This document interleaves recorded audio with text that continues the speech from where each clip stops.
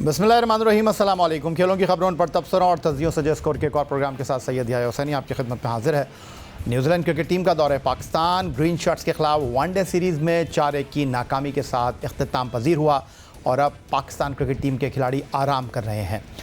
Pakistan team के लिए अब अगले 2 अहम इवेंट्स एशिया कप और भारत में होने वाला ICC वर्ल्ड कप है। अफगानिस्तान के खिलाफ T20 सीरीज़ में बाबर आजम समेत 5 सीनियर क्रिकेटर्स को आराम दिया गया, तो ये सवाल होने लगा कि क्या बाबर आजम वर्ल्ड कप में कप्तानी कर सकेंगे। और न्यूजीलैंड के खिलाफ T20 और वनडे सीरीज़ में भी ऐसा ही कुछ खबरें गर्दिश करती रहीं। शादाब खान की वाइट बॉल क्रिकेट टीम में परफॉर्मेंस भी तनकीद की जद में रही है। PSL 8 से परफॉर्म करके कौमी टीम में वापस आने वाले ऑलराउंडर इमाद वसीम क्या वर्ल्ड कप में पाकिस्तानी स्क्वाड का हिस्सा होंगे। इमामुल हक के टीम में तब्दीलियां न करने के बयान के बाद प्लेइंग 11 से ड्रॉप करना क्या इशारा कर रहा है। मोहम्मद रिजवान के साथ वर्ल्ड कप में क्या साबिक कप्तान विकेट कीपर सरफराज अहमद को दूसरे विकेट कीपर के तौर पर कौमी स्क्वाड का हिस्सा होना चाहिए। और नई कोचिंग स्टाफ के बाद टीम की परफॉर्मेंस में क्या तब्दीली आ रही है। इन सब सवालों के जवाब के लिए हम बात करेंगे साबिक टेस्ट फास्ट बॉलर और पाकिस्तान सुपर लीग में लगातार 2 मरतबा चैम्पियन बनने वाली वाहिद टीम लाहौर कलंदर के डायरेक्टर क्रिकेट आकिब जावेद हमारे साथ मौजूद होंगे, जिनसे हम इन तमाम मामलात पर गुफ्तगू करेंगे। पाकिस्तान क्रिकेट बोर्ड की मैनेजमेंट कमेटी के सरबराह नजम अजीज सेठी एशिया कप के हवाले से भारतीय मीडिया को मुसलसल इंटरव्यू दे रहे हैं। सोशल मीडिया पर भारतीय सहाफ़ी ने नजम सेठी से कप्तान बाबर आजम के मुस्तकबिल के हवाले से सवाल किया, जिस पर नजम अजीज सेठी बोले वो ऐलान कर चुके हैं कि बाबर आजम भारत में होने वाले ICC वर्ल्ड कप 2023 तक के लिए टीम पाकिस्तान के कप्तान रहेंगे। हवा के साथ चल रहे हैं और हालात व वाक़यात के मुताबिक फ़ैसले कर रहे हैं PCB मैनेजमेंट कमेटी के सरबराह नजम अजीज सेठी साहब। आकिब जावेद साहब की तरफ सीधा चलूँगा। आकिब जावेद साहब, क्या कहेंगे नजम अजीज सेठी साहब की इस गुफ्तगू पर? क्या बिग रिलीफ है ये बाबर आजम के लिए, जो पाकिस्तान के लिए 26 एक रोज़ा मैच, 18 टेस्ट मैच और 71 T20 मैचों में क़यादत का तजुर्बा रखते हैं? देखिए, ये बाबर के ऊपर तो ये बिला जवाब कोई रीज़न नहीं है। सवाल उतने शुरू हो गया अचानक ही कि जी उनको अब कप्तान नहीं होना चाहिए या होना चाहिए, किसी और को होना चाहिए। I can't see any reason कि आप बाबर को चेंज करने का सोचें। ठीक ठाक कप्तानी करते हैं और ज़बरदस्त प्लेयर है। जो प्लेयर सबसे पहले टीम में अपनी जगह बनाता है, अगर वो कप्तान हो तो वो ज़्यादा बेहतर तरीके से कंट्रोल कर सकता है। कप्तान का काम सिर्फ ये नहीं होता कि किसको ओवर देना है और किसको बैटिंग नंबर पे भेजना है। कप्तान का काम होता है अपनी परफॉर्मेंस से लीडिंग फ्रॉम द फ्रंट। सबसे पहला काम कि अपनी जो परफॉर्मेंस है उसे इंस्पायर करे बाकी प्लेयर्स को और सारे प्लेयर्स उसके साथ चले, दिल से वो माने कि ये एक बेहतरीन चॉइस है, सबसे अच्छा प्लेयर है और सबको साथ लेके चलता है और सबको वो बनाने की प्रोसेस में जो कप्तान रहता है उसकी इज्जत ज्यादा होती है। सबसे ज्यादा अच्छा कप्तान वो होता है, आपको मिसालें भी दे सकता, जैसे इमरान खान थे। उन्होंने हम जैसे प्लेयर्स को फ्रॉम नोवेयर ढूंढा, तराशा और फिर हम तो सारा जोर उस कप्तान के लिए लगाएंगे। इसी तरह से अगर आप वेस्ट इंडीज पुरानी टीम देखें, क्लाइव लॉयड ने पूरे कैरिबियन में जाके प्लेयर्स ढूंढे, उनको ग्रूम किया, ग्रेटेस्ट कैप्टन बना। फिर धोनी की मिसाल ले लें, धोनी से बड़ा कप्तान क्रिकेट हिस्ट्री में आज तक नहीं आया। जो धोनी कर गया है वो कोई आज तक नहीं कर पाया और मुझे डाउट है कि कोई कर पाए। उसने जिस तरह से प्लेयर्स को ढूंढा, अपने साथ रखा, ग्रूम किया, उनको कॉन्फिडेंस दिया, तो इसी तरह से बाबर ने अगर ग्रेटेस्ट कैप्टन बनना है तो उसको एक तो ये उसको पावर दी जाए कि वो अपनी मर्जी के प्लेयर्स को टीम में ला सके और फिर उसकी सोच ये होनी चाहिए कि मैंने इन प्लेयर्स से मैक्सिमम जो उनका टैलेंट है वो मैंने निकालना है, उनको सपोर्ट करना है। जब वो प्लेयर्स को सपोर्ट करेगा, उनको बेहतरी की तरफ लेके जाएगा, सारे प्लेयर उसके साथ हमेशा रहेंगे। आकिब जावेद साहब, ऐसे तो ना कहें आप कि बाबर आजम की कप्तानी के ऊपर सवाल क्यों खड़े हो रहे थे। बाबर आजम एक बेहतरीन कप्तान हैं। आदाद शुमार की अगर मैं बात करता हूँ, 26 एक रोज़ा मैचों में एज ए कैप्टन वो 17 जीते हैं, लेकिन टेस्ट क्रिकेट में बहुत स्ट्रगल कर रहे हैं। 18 टेस्ट मैचों में 8 टेस्ट मैच वो हारे हैं और होम ग्राउंड पर अब तक कोई टेस्ट मैच वो जीत नहीं पाए हैं। और 71 T20 मैचों में 42 जीते हैं, रिकॉर्ड उन्होंने बनाया है। आप कहते हैं कि कप्तान की प्लेइंग 11 मर्ज़ी से होनी चाहिए, इसमें भी कोई शक नहीं है, इसमें भी कोई शुबा नहीं है, लेकिन ये भी तो देखिए कि उनकी मर्ज़ी के प्लेयर इस टीम का हिस्सा हैं और उनके बैटिंग ऑर्डर के ऊपर, उनके खेलने के अंदाज के ऊपर तनकीद होती रही है। ये भी तो हकीकत है। देखिए, और आपके पास चॉइस क्या है? अगर आप टेस्ट मैच की बात करें तो आपके पास क्या चॉइस है? बाबर से बेहतर कोई प्लेयर है आपके पास जो कंसिस्टेंट है, जिसके पास एज है, जो आपको आगे 4, 5, 6, 10 साल तक लेके जा सकता है? तो आई थिंक, मेरा तो नहीं ख्याल है उससे बेहतर आपके पास की ऑप्शन है। अब वनडे की बात करें तो वनडे का भी वो बेहतरीन बैट्समैन है, उसमें आपके पास कोई ऐसा प्लेयर नहीं है अभी कि जो बाबर को रिप्लेस करके। हाँ, मैंने अगले दिन एक बात की थी कि शाहीन शाह अफरीदी ने जिस तरह से PSL में पिछले 5-6 साल में परफॉर्मेंस दिया एज बॉलर, उसी बेसिस के ऊपर वो पाकिस्तान टीम में आए, वहां उन्होंने जबरदस्त परफॉर्मेंस दी, फिर उनको हमने कप्तान बनाया। उन्होंने 2 साल बैक टू बैक जिस तरह से ट्रॉफीज जीती हैं, तो पाकिस्तान की जो T20 टीम है उसकी बेस है PSL।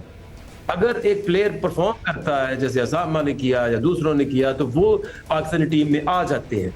तो अगर एक कप्तान आपको इस तरह की परफॉर्मेंस दे रहा है तो फिर आप उस कप्तान को क्यों नहीं प्रमोट कर रहे? और शाहीन शाह अफरीदी और बाकी जितने भी पाकिस्तान में प्लेयर्स हैं, उनका अगर आप कप्तानी की सोच देखें तो वो इंटायरली डिफरेंट है। शाहीन ऑपरेट करता है एक डिफरेंट लेवल के ऊपर। तो इसलिए मैंने कहा था कि आपके पास अगला जो T20 वर्ल्ड कप है उसमें अभी टाइम है। आप बाबर को वनडे और टेस्ट तक रखें और जो T20 की कप्तानी है शाहीन शाह की तरफ आप देखें, आपको जबरदस्त वो रिजल्ट देगा। मैं तो आई विटनेस हूँ, आपकी लोगों ने देखा कि जिस तरीके की वो कप्तानी करता है, जहां मुश्किल आती है बैटिंग में, आपने देखा कि किसी की हिम्मत है, पूरी दुनिया देख रही है और वो बैट पकड़ के तो 3-4 नंबर पे जाके बैटिंग शुरू कर दे। वो जहां, अगर आप फाइनली देख लें, वो एक दफा तो मैच बदल चुका था, वो बीच में आता है, 4 विकेट लेता है, मैच का पांसा पलट देता है। जहां फील्डिंग में जहां बॉल आती है, वो वाहिद फास्ट बॉलर्स अब हमें नजर आने शुरू हुए हैं, जैसे हारिस है, शाहीन है, इसके अलावा हसन भी बहुत अच्छा फील्डर रहा है, कि वो वहां पे खड़े होते हैं हॉट स्पॉट्स के ऊपर। ओवर करने के बाद ये लोग वहां खड़े होते हैं जहां मुश्किल फील्डिंग आती है और जहां मुश्किल कैचेस आते हैं। वजन है आपकी बात में आकिब जावेद साहब, और आप कह रहे हैं कि बाबर आजम के अलावा हमारे पास कप्तानी की कोई चॉइस नहीं है, लेकिन एक तरफ आप कह रहे हैं कि टेस्ट मैच में जहां वो होम ग्राउंड पर एक भी मैच नहीं जीते, आप कह रहे हैं कि आपके पास चॉइस क्या है? आप कह रहे हैं वनडे क्रिकेट में वो बेहतरीन है, लेकिन नजम अजीज सेठी साहब कह रहे हैं कि वर्ल्ड कप के बाद फैसला करेंगे कि उनको कप्तान रखना है या नहीं रखना। लेकिन जहां सबसे ज़्यादा बेहतरीन कारकर्दगी का वो मुजाहरा कर रहे हैं बतौर कप्तान, T20 क्रिकेट में 71 में 42 वो जीते हैं, वहाँ आप कह रहे हैं कि उनको हटा के शाहीन को कप्तान बना दें। जी बिल्कुल, मैं ये मैच जीतना या ना जीतना, अगर आप वो पाकिस्तान में नहीं जीते तो पाकिस्तान में मैचेस हुए बहुत कम है। इंग्लैंड जो टीम आई थी वो तो एक तूफान की तरह आए और बहा के ले गए। लेकिन मैं लॉजिकली एक बात करता हूँ कि आप किसी भी कप्तान को जब शुरू कराते हैं तो आप T20 से आप शुरू कराते हैं, क्योंकि वो एक छोटा फॉर्मेट है। और जहां तक अभी तक मैंने एक्सपीरियंस किया है तो शाहीन को मैंने PSL में ही परफॉर्म एज कैप्टन करते देखा है। जब उसे बनाएंगे, जो मेरी सोच है, जो मैं समझता हूं, शाहीन से बेहतर पाकिस्तान में कोई कप्तान नहीं है। बट इसका मतलब ये नहीं है कि आप बाबर को हटा के तीनों फॉर्मेट का शाहीन को कप्तान बना दें। आप आहिस्ता आहिस्ता लोगों को ग्रूम करते हैं। ठीक है, अगर आपके पास बाबर ने नहीं अगर टेस्ट मैच पाकिस्तान में जीता तो फिर आपके पास कौन सी चॉइस है कि वो आके पाकिस्तान को मैचेस जिता सकती है? मुझे इन प्लेयर्स में कोई नजर नहीं आता। शादाब को वाइस कैप्टन बनाया।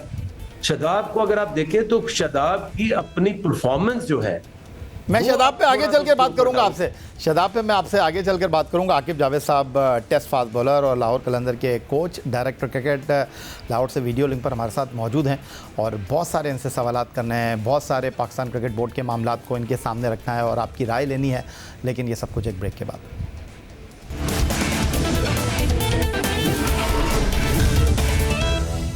टेस्ट, वनडे और टी20 क्रिकेट में टीम पाकिस्तान के कायद बाबर आजम ने अपनी बैटिंग और कायदाना सलाहियतों से ख़ुद को बेहतर साबित किया है। इब्तदाई 3 वनडे जीतकर पाकिस्तान ने न्यूजीलैंड के खिलाफ सीरीज़ जीत ली थी, लेकिन उस मैच के बाद 90 रन की इनिंग की बदौलत पाकिस्तान की फतह में अहम किरदार अदा करने वाले ओपनिंग बैट्समैन इमामुल हक ने जियो न्यूज़ से खुसूसी गुफ्तगू करते हुए कुछ ऐसा कहा जो मीडिया में तनाज़े का बायस बन गया। जब जियो न्यूज़ के नुमाइंदे अतीकुर रहमान से बात करते हुए मिडल ऑर्डर के परफॉर्म ना करने पर सवाल का जवाब इमामुल हक दे रहे थे, तो उन्होंने हतमी अंदाज में जवाब देते हुए कहा कि वर्ल्ड कप से कबल वो टीम में तब्दीली के हक़ में नहीं है। मिस्टेक की बात की, कौन सी मिस्टेक आपको नज़र आ रही है या टीम में जिस पे वर्क करने की ज़रूरत है? आई थिंक मेरा अपना मिडिल ऑर्डर पे खास तौर पे हमें ज़रा प्रॉब्लम हो रही है। देखें, मिडिल ऑर्डर की तो प्रॉब्लम काफ़ी अरसे से चल रही है, लेकिन देखें बात यह है कि अब टाइम नहीं है इतना जो है हमारे पास कोई न्यू एक्सपेरिमेंट्स। मैं एक्सपेरिमेंट्स के इतने हक़ में नहीं हूँ before the world cup, but ये है मिस्टेक्स इज़ हमारी फील्डिंग डिपार्टमेंट में हमें और थोड़ा सा होना चाहिए। आकिब जावेद साहब कहते हैं कि जितना आपका डोमेन है उतनी बात करनी चाहिए, और प्रेस कॉन्फ्रेंस में आप आते हैं, मुख्तलिफ सवालात होते हैं और अमूमन ये होता है कि बहुत सारे सवालात पर मीडिया मैनेजर जो है वो कहते हैं कि नहीं जी आप इस सीरीज़ से मुताल्लिक सवाल करें, इवन कप्तान बाबर आजम ही क्यों ना हो। लेकिन यहाँ पर इमामुल हक ने कुछ इस अंदाज में गुफ्तगू की, लगा है वो टीम के कप्तान हैं, थिंक टैंक का पार्ट हैं, और आप इस बारे में क्या कहेंगे? देखिए, एहतियात तो करनी चाहिए, बट बात उसने कही तो सही है कि आप ये जो टीम होती है ये एक ग्रुप है, एक फैमिली है। उतना टाइम आप अपने घर में नहीं गुजारते जितने क्रिकेटर्स ये आपस में गुजारते हैं, और जब ये टूर्स पे होते हैं इनकी जो लाइफ है वो एक दूसरे के सहारे चलती है। सिक्योरिटीज, आप बाहर नहीं जा सकते, किसी से मिल नहीं सकते, तो इनमें आपस में दोस्ती होना बहुत ज़रूरी है। मैंने देखा है कई दफ़ा कि कुछ लोग जो अनवांटेड, या सब प्लेयर्स को पता होता है कि कौन किस तरह से आ रहा है, किस तरह सेलेक्ट हो रहा है, कौन कैसे टीम में आया है, तो वो असल में बड़ा मुश्किल हो जाता है अनवांटेड प्लेयर्स के लिए उस ग्रुप के साथ, उस टीम के साथ सारा साल चलना या 2 साल चलना। तो इसलिए अब ये जो इसने भी बयान दिया है तो वो इसलिए दिया है कि उसकी एक रीज़न है कि उसको जानबूझ के आपने इतनी अच्छी परफॉर्मेंस होती है आपकी, देखिए आपकी सीरीज कोई अच्छी जा रही होती है, कोई बुरी जा रही होती है। जब आपकी अच्छी जा रही होती है, स्पेशली विद द बैट्समैन, आप उसको क्यों रेस्ट करा रहे हैं? अच्छा, यही रोक देता हूँ मैं आपको, जरूर मैं यही रोक देता हूँ आपको। और बिल्कुल आपने दुरुस्त फरमाया कि आखिरी 2 मैचों में नहीं खिलाया गया इमामुल हक को, और टेस्ट ओपनर इमामुल हक के इस बयान के बाद चौथे और 5वें वनडे इंटरनेशनल में उन्हें प्लेइंग 11 का हिस्सा नहीं बनाया गया, जिसके बाद ये तासुर जन्म लेने लगा कि उन्हें टीम की सिलेक्शन पर बयान देने की वजह से सज़ा के तौर पर टीम से ड्रॉप किया गया है। और 5वें वनडे से ड्रॉप करने के बाद इमामुल हक की ट्वीट ने भी इस बात को तक़वियत दी। इस मामले पर साबिक़ कप्तान राशिद लतीफ़ ने अपने यूट्यूब चैनल पर गुफ्तगू की और इस बात का उन्होंने खुलासा किया कि इमामुल हक आखिरी 2 वनडे मैच क्यों नहीं खेले। राशिद लतीफ़ ने क्या बताया, आप भी देखिए, आप भी सुनिए, और फिर हम आकिब जावेद से इस हवाले से गुफ्तगू करेंगे।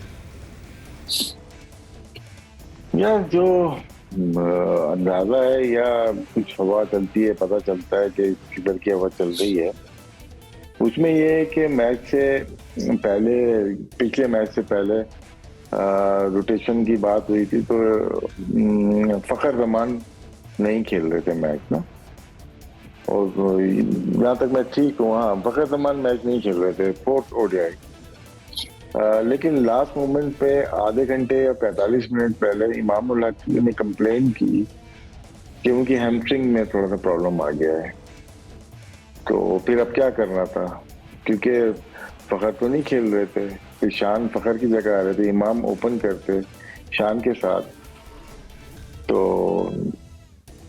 अचानक फिर ये आ गया कि फिर फ़खर को खेलना था, तो फ़खर ने शायद, मैं भी रॉन्ग, उसने कहा कि इस मैच में मुझे अचानक वापस आना पड़ा खेलने के लिए। अगर तो मुझसे परफॉर्म नहीं होता तो मैं आखिरी मैच भी खेलूंगा, मैं फिर रोटेशन पॉलिसी का हिस्सा नहीं बनूंगा। तो ऐसे ही हुआ कि शान खेले, उन्हें अच्छी बैटिंग की, फखर आउट हो गए और इमाम खेले नहीं।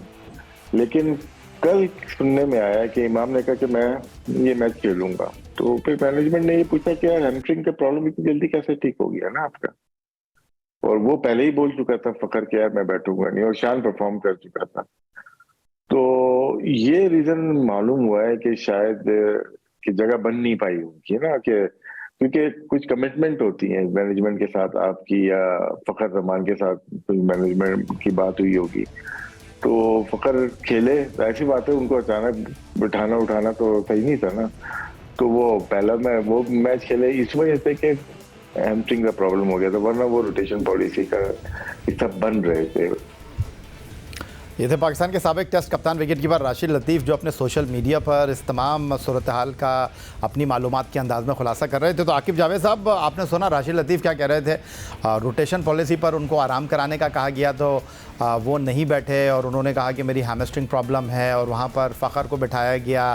फिर अगले मैच में उन्होंने कह दिया कि जी मेरी हैमस्ट्रिंग ठीक हो गई है। मैनेजमेंट ने उनसे इस्तफसार किया, भाई एक दिन में कैसे आपकी हैमस्ट्रिंग ठीक हो गई, अब आप बैठें। और अब मिकी आर्थर ने भी कहा है कि हमारा कोई ऐसा मामला नहीं है इमामुल हक के साथ, और कोई बयान का मसला नहीं है, उनकी फ़िटनेस का मसला था, इसीलिए उनको बाहर बिठाया। मुझे ये नहीं समझ आती कि ये रोटेशन पॉलिसी हमने अपनानी क्यों है। ये रोटेशन पॉलिसी का मतलब क्या होता है, ये तो कोई समझ जाए या हमें समझा दे। रोटेशन पॉलिसी सिर्फ होती है फास्ट बॉलर्स के लिए, उनका वर्कलोड मैनेज करने के लिए। और टीमें तब बनती हैं जब एक प्लेयर को 2 साल 3 साल 4 साल 5 साल एक रोल मिले और वो उसमें परफॉर्मेंस करता जाए। जो टीम थी Javed Miandad, writing on the wall के वो उन्होंने 15 साल 4 नंबर पे बैटिंग करनी है तो करनी है। अगर सईद अनवर ने ओपन करनी है, आमिर सुहेल ने ओपन करनी है तो करनी है। क्यों डाउट डालते हो प्लेयर के दिमाग के अंदर अपनी ख्वाहिशात पूरी करने के लिए? सलीम मलिक ने 5 नंबर खेलना है तो 5 नंबर ही खेलना है। जब तक आप ये फैसला नहीं करोगे कि आपकी टीम है क्या, आप एक प्लेयर को एक नंबर देते हो, अगर वो परफॉर्म करता है फिर आप भूल जाओ, आप अपनी 8 टीमों में खिलाओ अपने जिनको आपने तैयार करना है नेक्स्ट लेवल के लिए। तो ये रोटेशन पॉलिसी हमने अपनानी क्यों है? इसकी कोई हमें क्या मुसीबत क्या पड़ी हो ये रोटेशन पॉलिसी अपनाने की? अच्छा, ये जो फिटनेस वाला मामला है उस पर क्या कहेंगे आप? देखिए, फिटनेस हैमस्ट्रिंग खराब होता है तो वो 6 वीक से 8 वीक से पहले वो सही नहीं हो सकता। तो ये तो शान को उन्होंने खिलाना था, उन्होंने खिला दिया पहले भी उन्होंने। और मैं शान के लिए भी कहूँ, मुझे वो बहुत अच्छा प्लेयर है, मुझे अच्छा लगता है वो एज बैट्समैन, लेकिन जिस तरीके से उसको मुतनाज़ा बना रहे हैं, कभी उसको उसके लोएस्ट टाइम के ऊपर आपने उसको वाइस कप्तान बना दिया, उसको लेके कितना बवाल मचा, जिसकी टीम में जगह उस वक्त नहीं बन रही थी। आता है टाइम ऐसे प्लेयर्स के ऊपर कि बुरा टाइम ऐसे आता है कि आपसे रन नहीं हो रहे होते, आपकी फॉर्म नहीं लगी होती, आपने तब भी ना सबक सीखा। अब भी आप जानबूझ के उसको, इमाम ने जिस तरह की परफॉर्मेंस दी है वनडे क्रिकेट में, उसकी कोई मिसाल नहीं है। अब फखर जिस तरह से वनडे में परफॉर्मेंस देता है, अब उनके दिमागों में क्या डाउट डाल रहे हो कि अच्छा 2-3 मैच अच्छे ना गए तो तुम ड्रॉप कर दिए जाओगे। इस तरह टीमें टूटती हैं, बनती नहीं। लेकिन अगर मैं शान मसूद के हवाले से बात करना चाहूँ आकिब जावेद साहब आपसे, तो एक बात तो बहुत वाज़ेह और सीधी दिखाई दे रही है। आपने बिल्कुल ठीक कहा, इसमें कोई शक नहीं है कि शान मसूद तनाज़े का शिकार हुए हैं, मुतनाज़े हुए हैं। जब उनको आपने जो है वाइस कैप्टन बनाया तो फिर उनको बाहर बैठा दिया गया। लेकिन आप ये भी तो देखें कि इंग्लैंड के ख़िलाफ़ आप उनको 7 T20 इंटरनेशनल खिलाते हैं, उनको वर्ल्ड कप खिलाते हैं, लेकिन न्यूजीलैंड के ख़िलाफ़ आप उनको 5 T20 मैचों में बाहर बिठा देते हैं। आप अफ़गानिस्तान के ख़िलाफ़ जहां 5 सीनियर प्लेयर्स के बगैर जा रहे हैं, वहाँ पर आप नए खिलाड़ियों को खिला रहे हैं। अगर नहीं खिलाना था शान मसूद को तो भाई फिर टीम में भी नहीं लेके जाते, उनको छठा खिलाड़ी बना देते। तो इस चीज़ को भी तो आप देखें कि शान मसूद जो है अपने ही लोगों के फ़ैसलों का शिकार हो रहे हैं। बिल्कुल हो रहे हैं। मैं तो ये जो उनकी फेवर करने की कोशिश कर रहा है, जो उनको पुश करने की कोशिश कर रहा है, वो शान के साथ भलाई नहीं कर रहा, उसके साथ जुल्म कर रहा है। क्योंकि देखिए, मैं भी जो पहले बात की थी, जो टीम कल्चर होता है, इतना टाइम आपने गुजारना है, वो उसको अब नापसंद करना शुरू कर देते हैं कि ये नाजायज तरीके से आने की कोशिश करता है, इसको कोई फेवर दी जा रही है।